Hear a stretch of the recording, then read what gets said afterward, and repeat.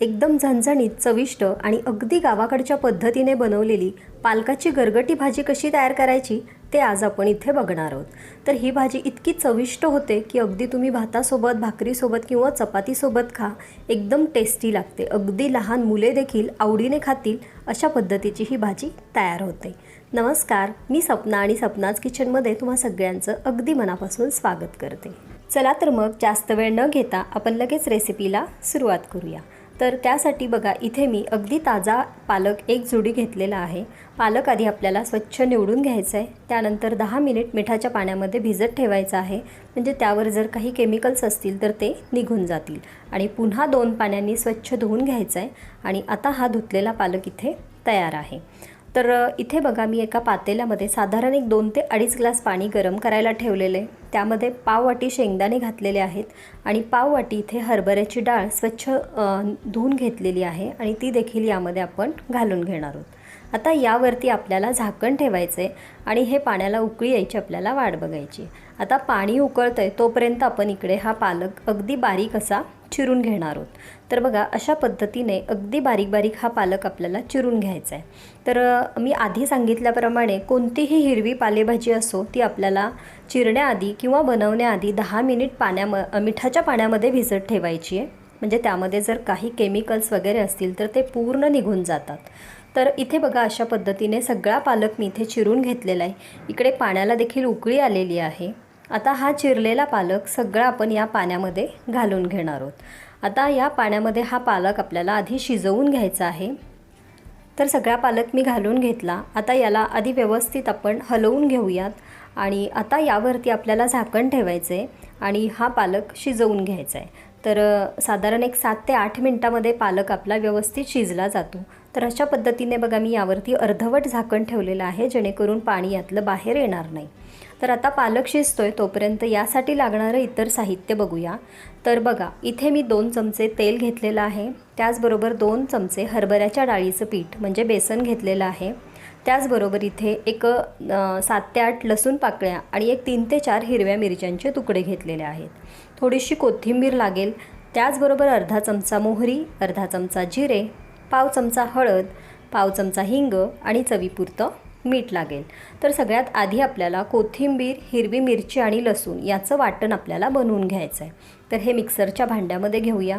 तर इथे बघा, हिरवी मिरची मी थोडीशी 3-4 घेतलेल्या आहेत। तुमच्या आवडीनुसार तुम्ही याचं प्रमाण कमी किंवा जास्त करू शकता। तर बघा, पाणी न घालता याचं मी अशा पद्धतीने हे वाटण इथे तयार करून घेतलेलं आहे। आता हे वाटण मी एका प्लेटमध्ये काढून घेते आहे। तर हे सगळं करत असताना आपल्याला भाजी अधूनमधून हलवून घ्यायची आहे। तर इकडे बघा, साधारण 7 ते 8 मिनिटे झालेली आहेत। आपण भाजी एकदा हलवून घेऊया आणि ती शिजली का ते एकदा चेक करूया। तर भाजी शिजायला जास्त वेळ लागत नाही, खूप पटकन शिजते। तर बघा, अशा पद्धतीने इथे भाजीचा थोडासा जाड देठ चेक करायला घ्यायचा। तर बघा, भाजी आपली छान शिजलेली आहे। त्यामध्ये जी डाळ घातलेली ती देखील व्यवस्थित अशी शिजली आहे। आता मी गॅसची फ्लेम बंद केलेली आहे। तर आता आधी काय करूया, आपण यामध्ये जे एक्स्ट्राचं पाणी आहे ते एका भांड्यामध्ये काढून घ्यायचं आहे, म्हणजे हे पाणी फेकून द्यायचं नाही आहे, नंतर याचा वापर आपण करणार आहोत। तर पाणी काढून घेतलं। आता ही भाजी आपल्याला छान रवीच्या मदतीने हाटून घ्यायची आहे। पाणी जर असेल तर भाजी व्यवस्थित हाटली जात नाही, म्हणून आपण पाणी थोडंसं बाजूला काढून घेतलेलं आहे। तर अशा पद्धतीने ही भाजी आपल्याला थोडीशी घुसळून घ्यायची आहे, म्हणजे ती छान मिळून यायला मदत होते।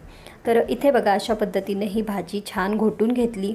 आता यामध्ये आपल्याला बेसन घालायचं आहे। बेसन घालून पुन्हा याला आपल्याला चमच्याच्या मदतीने थोडंसं हलवून घ्यायचं आहे, म्हणजे या बेसनाच्या यामध्ये गुठळ्या होऊन द्यायच्या नाही आहेत। व्यवस्थित याला मिक्स करून घेऊया। यामध्ये जर गुठळ्या झाल्या असतील तर त्या आपल्याला मोडून घ्यायच्या आहेत। तर अशा पद्धतीने इथे मी बेसन व्यवस्थित या भाजीमध्ये मिक्स करून घेतलेलं आहे। तर आता आपण याला फोडणी देणार आहोत। तर त्यासाठी इथे मी एक कढई गरम करायला ठेवलेली आहे। कढई गरम झाली की त्यामध्ये 2 चमचे आपल्याला तेल घ्यायचे। तेल व्यवस्थित तापलं की त्यामध्ये अर्धा चमचा मोहरी घातली। मोहरी छान तडतडू द्यायची। त्यानंतर यामध्ये अर्धा चमचा जिरे घालायचे आहेत। जिरे व्यवस्थित चटकले की मग आता यामध्ये मिरची आणि लसणाचं वाटण घालायचं आहे। तर बघा, हे वाटण आपण इथे मिक्सरमध्ये बनवलं, तुम्ही पाट्यावर किंवा खलबत्त्यामध्ये देखील हे वाटून घेऊ शकता। आता हे वाटण या तेलामध्ये व्यवस्थित आपल्याला परतून घ्यायचं आहे. तर साधारण एक मिनिटभर हे वाटण आपण छान असं परतून घेऊया. फक्त मिरचीचा कच्चेपणा जाईपर्यंत हे आपल्याला परतून घ्यायचं आहे. तर बघा इथे मी वाटण व्यवस्थित परतून घेतलं. आता यामध्ये हळद आणि हिंग घालून घ्यायचं आहे आणि ते देखील वाटणासोबत हे परतून घेऊया. तर एकदा याला मिक्स करून घ्यायचं आहे आणि छान असं खमंग अशी ही फोडणी इथे तयार झालेली आहे. आता यामध्ये आपण जी घोटून ठेवलेली भाजी आहे ती घालून घेणार आहोत. आता याला आधी आपण थोडंसं मिक्स करून घेऊया आणि आता यामध्ये आपल्याला ते सुरुवातीला आपण जे पाणी काढून ठेवलं होतं ना, ते पाणी आपल्याला यामध्ये घालून घ्यायचं आहे. तर बघा त्या पातेल्यामध्ये मी आधी पाणी घातलं आणि ते विसळून मग ते पाणी यामध्ये मी घालून घेतलेलं आहे. तर सगळं पाणी आपल्याला यामध्ये घालायचं आहे. ते पाणी आपल्याला फेकून द्यायचं नाही आहे अजिबात. तर बघा पाणी घातलं आणि मी थोडंसं यामध्ये चवीपुरतं मीठ घातलेलं आहे. याला व्यवस्थित आता आपण मिक्स करून घेणार आहोत. तर बघा तुम्हाला जर थोडीशी पातळ भाजी हवी असेल तर आणखी यामध्ये जास्तीचं पाणी घातलं तरी देखील चालणार आहे. मी भाजी थोडीशी घट्टच ठेवणार आहे. तर अशा पद्धतीने बघा याची कन्सिस्टन्सी इथे झालेली आहे. याला उकळी आली, यामधलं बेसन शिजलं की हे आणि दाटसर बनते. तर बघू शकता या भाजीला छान उकळी आलेली आहे. भाजी छान दाटसर झालेली आहे. आता याला असंच एक 2-3 मिनिट उकळून घेणार आहोत. छान उकळून झाली की मग आता आपल्याला गॅसची फ्लेम इथे बंद करायची आणि आता आपण ही भाजी गरमागरम सर्व करणार आहोत. तर इथे बघू शकता भाजीला रंग देखील सुरेख आलेला आहे. मस्त दाटसर अशी भाजी इथे तयार झालेली आहे.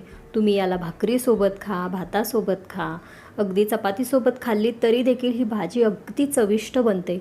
अगदी लहान मुले देखील आवडीने खातील अशी ही भाजी तयार होते. तर तुम्हीसुद्धा ही पालकाची गरगटी भाजी नक्की तयार करून बघा आणि कशी झाली ते मला कमेंट करून नक्की सांगा.